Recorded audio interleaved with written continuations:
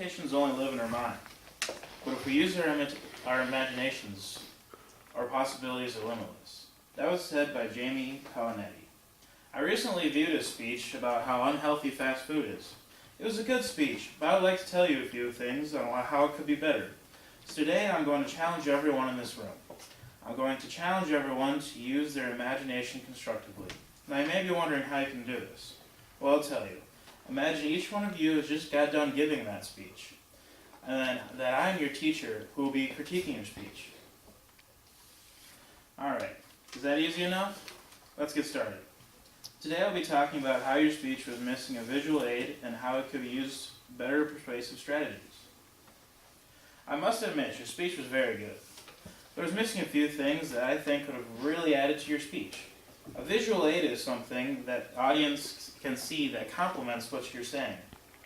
A visual aid can help audience gain understanding by organizing information that would be confusing.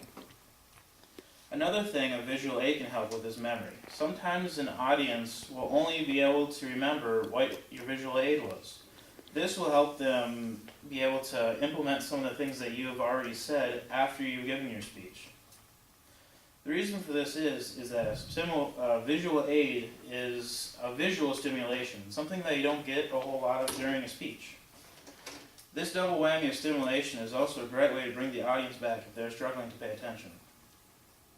Now you may be wondering, what are some types of visual aids? Well, there's models, people, drawing, photographs, slides, video, audio, objects, and overhead transparities.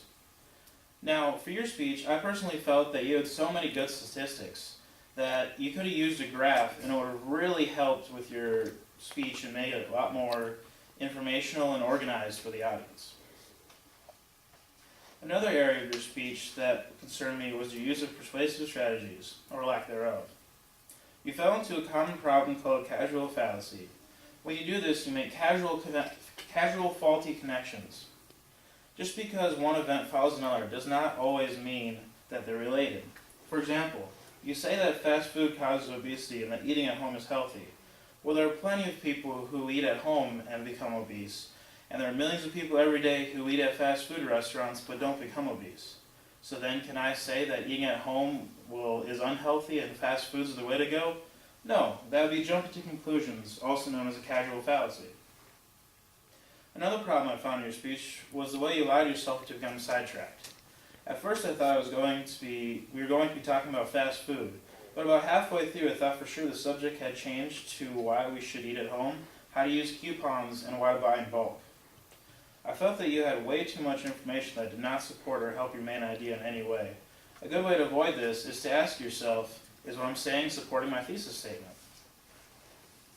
After clearing out all this useless information from your speech, I feel that now the free space should easily be filled by a counter-argument. The great thing about a counter-argument is it allows you to anticipate your audience's concerns about your speech and allow you to prove why you're right before they leave. This will sharpen and energize your listeners, which will maintain their focus and give them a reason for change. As you can see, you have a few things to work on. I hope you feel that it wasn't too hard on you. But if you would do yourself a favor and use a visual aid and counter-argument, things would have gotten much better in the speech. Another thing that you should work on your speeches is try to avoid casual fallacies and getting sidetracked. If you can accomplish that and mix it with your natural charisma, you'd be a great A speaker.